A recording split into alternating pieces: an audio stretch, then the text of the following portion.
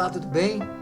Que bom que mais uma vez nós encontramos aqui e agora com o nome do nosso programa, queremos agradecer aos nossos amados irmãos que nos ajudaram e com bom senso nós chegamos a um denominador comum e conseguimos esse nome que é um nome maravilhoso, Prosa e Graça. Agradecer também ao Alfredo que está sempre conosco aqui nos ajudando, todos vocês, a galera do cafezinho. Estamos aguardando também a galera do cafezinho, tá bom? Nessa manhã maravilhosa. E do meu lado ele, reverendo Hélio Cais. Olá, pastor, tudo bem? Olá, Luciano, tudo bem? Agradecer ao Paulinho também, que está sempre aí se desdobrando, né, para editar os vídeos para nós e entregar de uma maneira bem agradável para os queridos aí, através do canal no YouTube. Falando nisso, a gente tem algumas coisas aí para comemorar. Na última semana nós alcançamos mais de 1000 visualizações.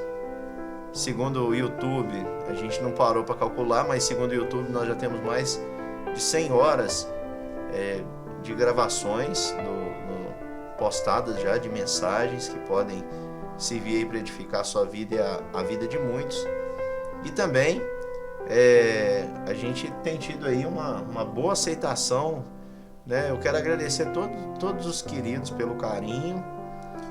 Esse trabalho começou aí de uma maneira bem experimental, meio que improvisada pela situação que a gente está vivendo, uma situação de isolamento.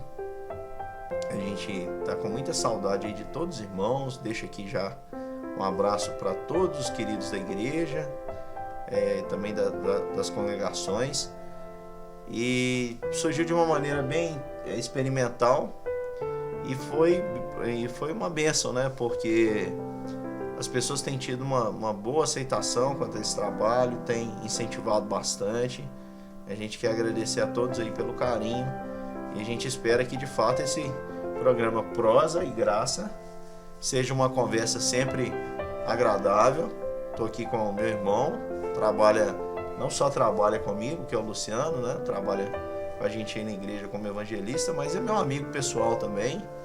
E os nossos encontros sempre giram em torno aí de brincadeiras, de uma conversa bem descontraída, que é uma prosa e graça, porque a gente está sempre aí falando da graça de Deus. Pois é, pastor, muito bem. Nós tivemos aí, no último encontro, nós falamos sobre a salvação. A questão, por exemplo, em que eu até levantei essa bola aí, porque muitas pessoas dizem, não, para mim ser salvo, eu tenho que praticar tal coisa.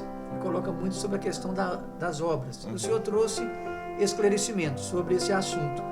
E agora, o senhor começou a dar uma pincelada, mas não deu tempo de nós terminarmos, mas vamos continuar esse assunto aí, sobre, por exemplo, a pessoa pode perder a salvação? Ótimo, isso aí. O Luciano falou bem, então hoje nós vamos falar sobre as 3 coisas que nós prometemos falar. Primeiro, como um homem é salvo, segundo as Escrituras. A gente respondeu semana passada falando que salvação é pela graça. Hoje nós vamos responder a segunda questão, que é a questão do perder ou não a salvação. Uma vez salvo, o homem pode perder a salvação? E de repente no próximo encontro a gente vai falar sobre o que significa de fato ser salvo. Como é que eu sei se eu sou uma pessoa salva? E é bem interessante, Luciano, que no nosso primeiro encontro a gente estava justamente aí respondendo uma dúvida de um irmão e nós acabamos, eu acabei recebendo mensagens de outros queridos irmãos perguntando justamente sobre o tema que a gente vai tratar hoje, que é sobre essa questão, né? Uma vez que eu sou salvo pela graça, como eu posso ter essa certeza de que eu não perco a salvação?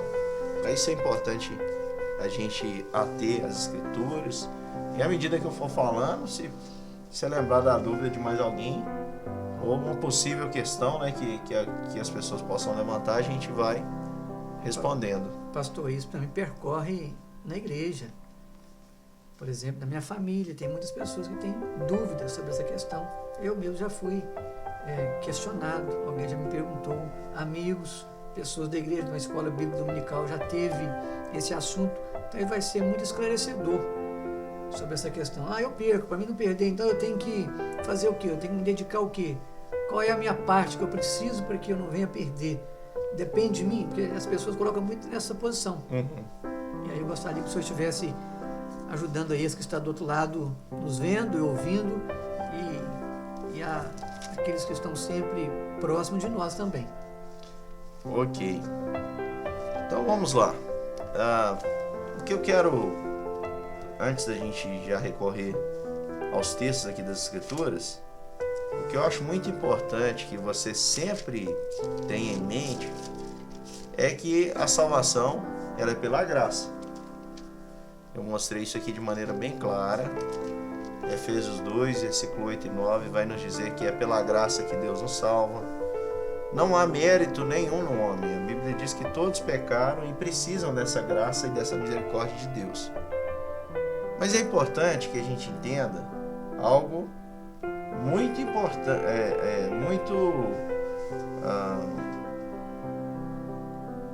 muito importante mesmo, essa é a palavra, que se torna essencial para a gente poder entender toda a dinâmica quanto à salvação.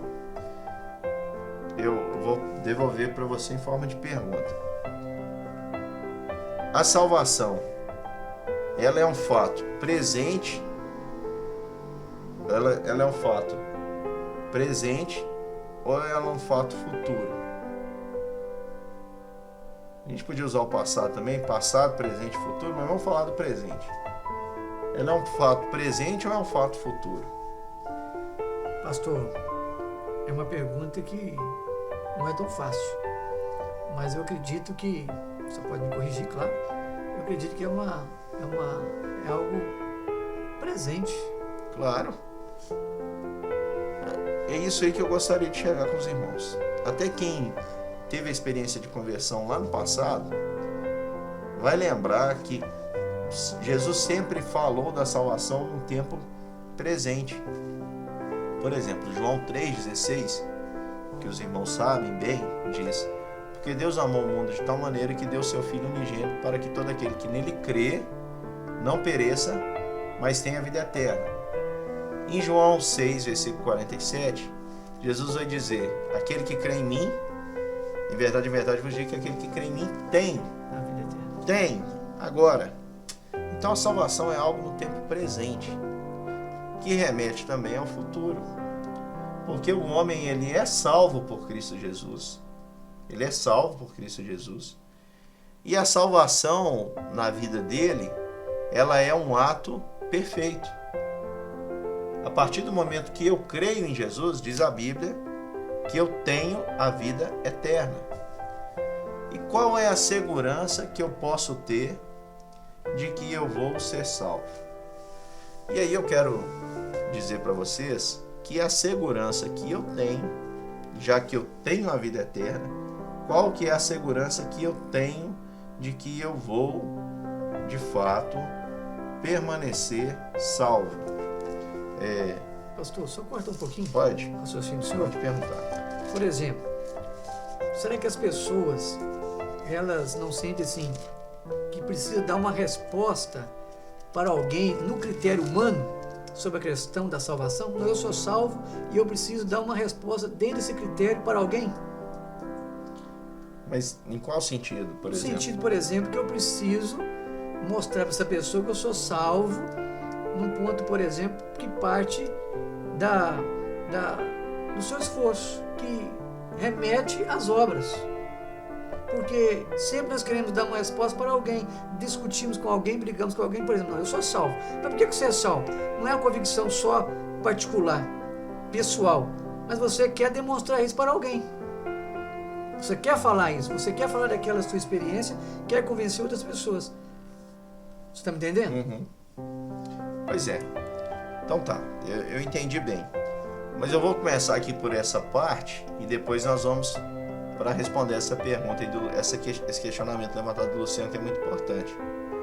Em João, capítulo 6, que eu acho que é o texto que tem mais a nos acrescentar sobre isso, nesse sentido, todo o texto, toda a escritura aponta para essa verdade que eu vou dizer aqui. Mas de maneira bem clara, nós temos aqui em João 6, Jesus dizendo isso. Primeiro, a gente pode pegar esse versículo de número 37 de João 6 e aplicar para essas duas questões. Primeiro, a questão de que você não tem a salvação por mérito próprio. É Deus quem salva você. É pela sua graça. Diz aqui, João 6,37, todo aquele que o Pai me dá, esse virá a mim. Então é Deus quem dá, quem nos dá até Jesus. Não somos nós que nos damos, é Deus quem nos dá a Jesus. Então Jesus diz, todo aquele que o Pai me dá, esse virá a mim. Para fortalecer esse versículo, antes de nós terminarmos de concluir, diz aqui, em João 6, 44. Ninguém pode vir a mim se o Pai que me enviou não o trouxer. Então quem é que leva até o Pai? Quem é que leva até o Filho? É o Pai. Aqui, versículo 44. Ninguém pode vir a mim, isso é Jesus dizendo, se o Pai que me enviou não o trouxer. Então a salvação é pela graça. É Deus que nos leva até Cristo. E o versículo 37, Jesus diz, e o que vem a mim, uma vez que Deus me levou até Jesus e me deu até Jesus, eu sou um presente de Deus para Jesus. E a gente pode até pensar que presente de grego, né? Porque não deu uma coisa melhor. Mas Jesus recebeu do Pai e diz assim, e o que vem a mim, de modo nenhum o lançarei fora. Ou seja, Jesus jamais nos lançará fora. É porque a gente não merece? Não, você merece ser lançado fora e eu também. Mas Jesus não faz isso, e é aqui que eu quero chegar. Por que nós não perdemos a salvação? É justamente pelo pensamento inverso do que você falou. Você disse aí que as pessoas querem meio que ter uma participação nisso. Dizer assim, mas e o meu esforço? Onde fica, né? E a minha dedicação? Eu busco a Deus, eu oro, eu vou à igreja, eu leio a Bíblia. Eu vou mudar essas perguntas então. Tá bom, você lê a Bíblia? Parabéns. Você lê como deveria ler? Eu falo de Deus para as pessoas. Você fala como deveria falar? Eu busco a Deus. Você busca como deveria buscar de fato? Isso aí te qualifica para a salvação? No sentido, aí tem gente que diz até assim, né? Eu dou o dízimo. Tá bom, você dá o dízimo, mas você dá tudo para Deus? Você tem tanta confiança em Deus com perfeição que você está disposto a abrir mão de tudo, se Deus pedisse hoje para você? E com confiança nele, confia nele? Você está vendo como é que você é imperfeito? A sua imperfeição nunca alcançará a perfeição de Deus. E o céu é um lugar que, para você entrar, meu irmão, e para mim entrar, nós temos que ser perfeitos. E nós não conseguimos nos aperfeiçoar. Não conseguimos isso através do nosso esforço. Nós precisamos de alguém que venha nos aperfeiçoar. E somente o sangue de Jesus, o Filho de Deus, é que pode nos purificar de todo pecado. Então, a sua confiança no fato de que você é salvo e continuará sendo salvo, não deve basear no seu desempenho, naquilo que você é.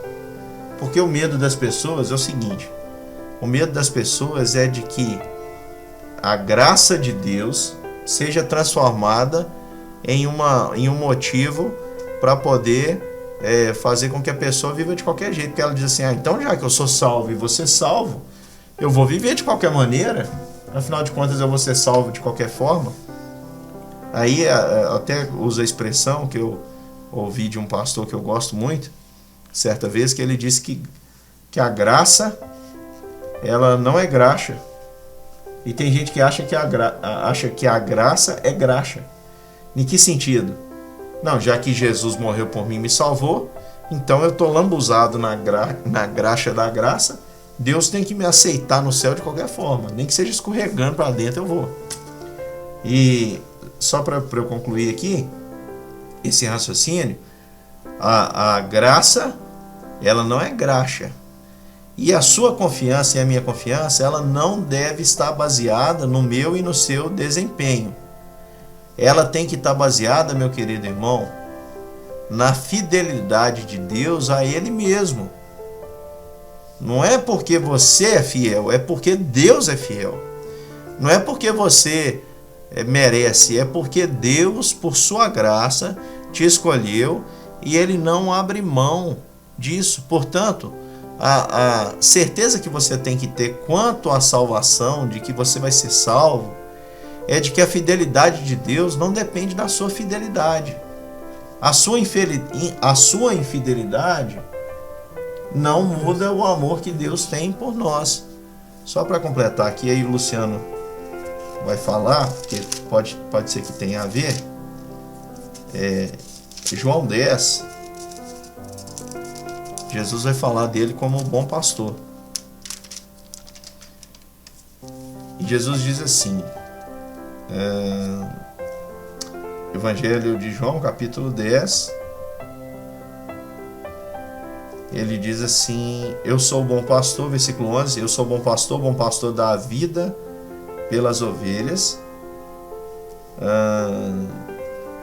Versículo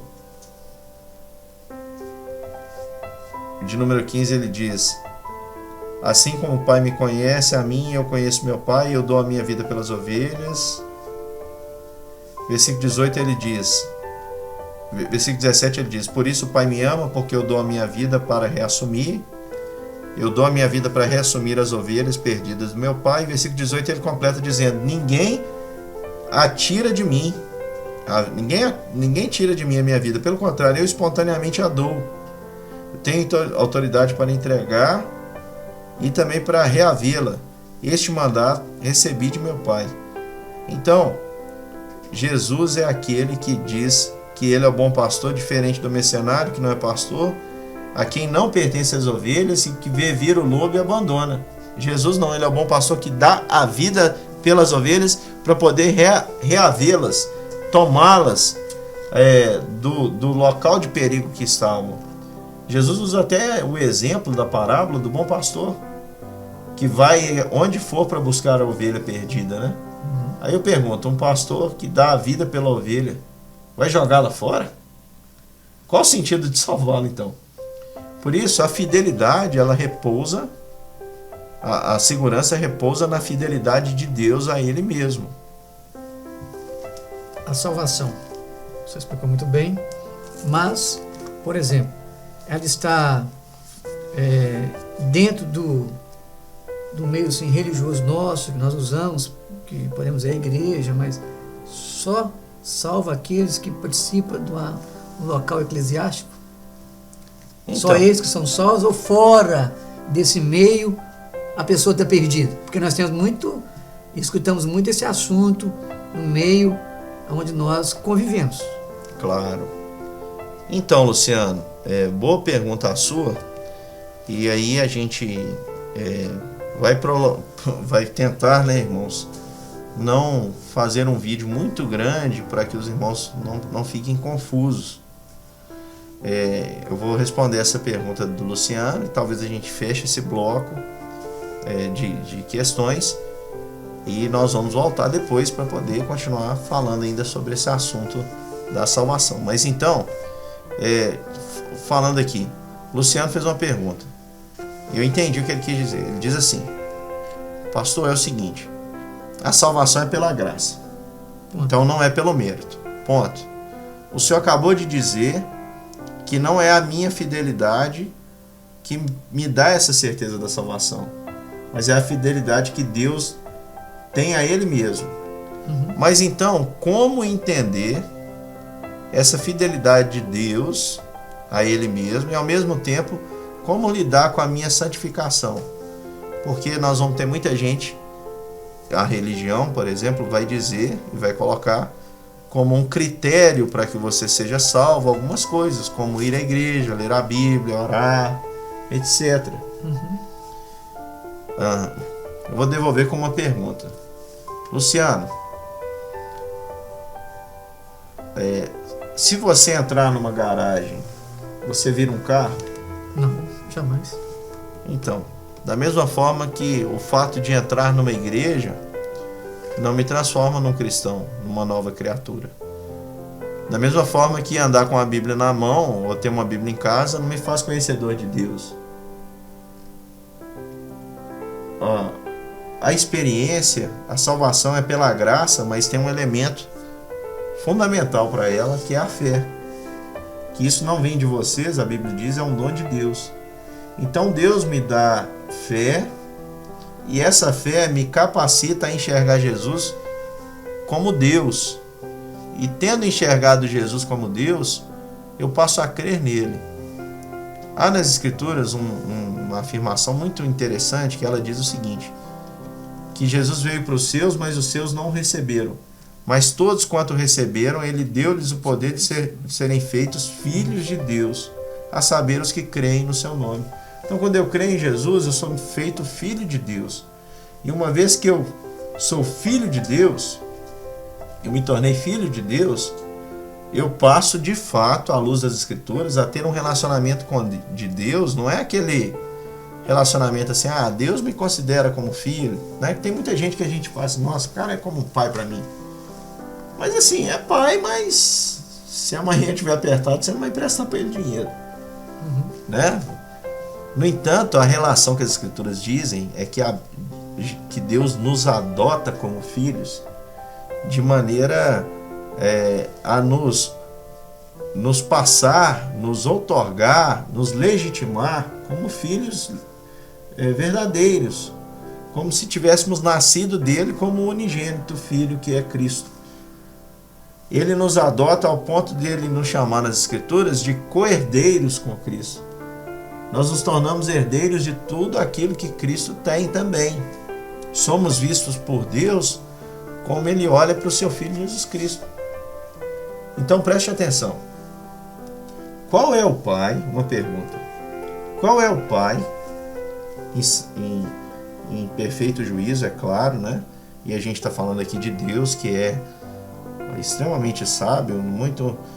A loucura dele é mais sábia que a sabedoria humana que a Bíblia nos diz, né? Qual é o pai que o filho, por dar algum trabalho, o joga fora, o nega como filho? Ninguém. Você que está me ouvindo, você deve ter filhos. Se não tem, você tem irmãos. E sempre na casa da gente tem um que a gente precisa cuidar mais, né?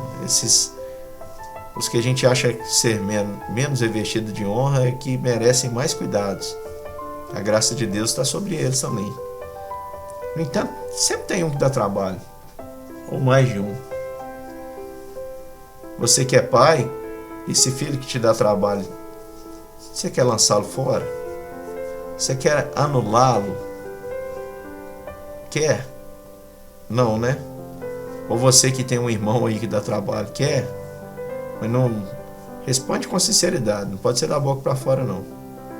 Não quer. Agora você que é mau, sabe ser bom, por que pensar que Deus vai ser diferente? E aí, para fechar isso, Luciano, acho que essa questão fica bem explicada na parábola que Jesus contou em Lucas 15, a parábola dos dois filhos. Um filho que é conhecido como filho pródigo e o filho que fica em casa. O filho pródigo, mais novo, maturo, chega para o pai e diz: pai, dá a minha parte que me cabe. Ou seja, ele pede a herança. Herança é uma coisa que é dividida depois da morte, né? Vem depois da morte, mas ele pede a herança antecipada, como se ele estivesse dizendo para o pai: olha, o meu relacionamento com o Senhor está terminando, meu vínculo está terminando. E pega a parte que lhe cabe e vai para uma terra longínqua e gasta todos os seus bens. Segundo o irmão que relata ao pai, né? Ele diz que o filho gastou com todo tipo de coisas imundas, prostituição e tudo mais. Aí o filho lá, o único lugar que arrumou para trabalhar era cuidando de porcos, e o salário era comer o que sobrava dos porcos. Mas você já viu o porco deixar alguma coisa? E ali ele tinha fome. Então, caindo em si, ele disse: eu vou voltar para a casa do meu pai, porque lá na casa do meu pai, até quem não era filho era tratado com dignidade. Tem pão com fartura e eu aqui morrendo de fome. Aí ele volta, treina no caminho, vou dizer: pai, pequei contra o céu e contra ti, já não sou digno de ser chamado teu filho, trata-me como um dos seus empregados. E aí ele ia caminhando. E o mais bonito dessa história, irmãos, que eu acho maravilhoso, é que Jesus conta que vinha o filho ainda longe, aquele menino que saiu limpinho, barbeado. Ele volta agora imundo, sujo, fedorento, e o pai o reconhece debaixo daquela camada. E o pai corre em direção. Correr para nós é um negócio muito comum. No contexto hebreu, correr era vergonhoso, porque um homem ao correr podia mostrar suas partes íntimas. Não existia lá essas peças que nós usamos hoje por baixo das vestimentas. O homem sai correndo, não quer saber. Quebra tabus e vai correndo. Não quer saber se o seu filho saiu do meio dos porcos, não quer saber se ele está imundo, ele quer seu filho. E ele vai correndo ao encontro do filho. E o filho veio decorando. O filho veio decorando. Antes mesmo do filho falar, o pai chega, abraça, beija o filho. Beijo significa perdão. Aí o filho começa a dizer tudo que ele tinha decorado. Fala: pai, pequei contra o céu e contra ti, já não sou digno de ser chamado teu filho. Ele nem termina, o pai já diz: olha, manda trazer a veste melhor. Veste festival era dada para que aquela pessoa que usasse aquela veste colorida, todo mundo olhasse para ela na festa, a festa por causa dele. Mandou matar um novilho preparado para uma grande festa, um novilho cevado. Mandou vir ter danças, alegria, e ele celebra. Ele diz: vamos celebrar, porque esse meu filho estava morto e reviveu, estava perdido e foi encontrado. Sabe por que ele faz isso? Nesse contexto todo, e eu estou contando essa história toda, para mostrar o seguinte: ainda que você um dia, se você conheceu a Cristo, se você de fato um dia se tornou filho de Deus, ainda que no seu coração você mate a Deus e diga assim: eu não quero mais saber do Senhor, ainda que você vire as costas para Deus, ainda que você ache que a graça é graxa e que você se gaste aí para vivendo tudo o que o seu coração pedir, pode ter certeza que uma coisa que não muda é o amor de Deus por você. Preste atenção, você continua sendo filho. Você quis ir lá se lambuzar, achando que aquilo tudo que você tinha te produziria felicidade eterna. Não tem problema não. Quem nessa vida se entrega ao pecado, pode ter certeza, terá também as consequências do pecado em vida. E o pecado, ele nunca gera bênção, ele gera dor, tristeza. O pecado, uma vez concebido, gera morte. Um dia, quem acha que a graça é graxa, acorda com a cara na lavagem. Mas aí diz assim: poxa, será que Deus ainda me ama? E quando volta os olhos para Deus, percebe que o seu status diante de Deus não mudou nada. Você continua sendo o filho amado, o filho que ele te amava quando estava o filho que ele amava quando estava em casa, o filho que ele ama coberto do cheiro do chiqueiro. Para Deus não existe ex-filho. Você que creu no Senhor Jesus para a salvação, você que um dia acreditou no amor de Deus, pode ter certeza, esse amor que Ele tem por você é imutável, e é por isso que você pode ter a certeza da vida eterna.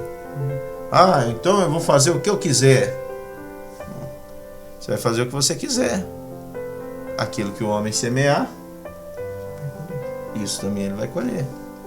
Por isso, meu querido irmão, eu quero fechar dizendo para você que uma vez salvo, sempre salvo, porque a sua salvação, ela não está baseada no seu desempenho, no seu mérito. O pilar dela é a fidelidade de Deus, as suas promessas e a obra de Cristo na cruz. A sua obra é imperfeita. Você pode ser o servo mais dedicado do mundo ao Senhor, que você ainda será um servo imperfeito e ineficaz. Mas Deus te aceita, porque o que Cristo fez na cruz por você é perfeito, é suficiente. Muito bem, pastor, estamos chegando ao final de mais um momento estudando aí a palavra do Senhor, tirando algumas dúvidas e agradecendo aí os nossos queridos irmãos que estão nos vendo, ouvindo. Um abraço a todos vocês. Esse programa Prosa e Graça tem dia, tem hora marcada e é na próxima semana. Estaremos juntos, falando. Isso aí. E aí, continuando o nosso assunto, nós vamos falar um pouquinho mais sobre isso, né? O que é ser salvo? Como é que eu sei que uma pessoa de fato é salva? Porque tem gente que diz assim, e aí? Como é que eu posso saber então se eu sou ou não salvo? O que é ser salvo? Por que ele é salvo e faz tal coisa, né? Exatamente. Se ele é salvo, ele não deveria fazer. Então vai ficar para a próxima. Obrigado, pastor. Nada. Ao Alfredo, está sempre conosco aqui. Um abração e a todos os irmãos. Deus abençoe. Um abraço, que Deus abençoe os queridos.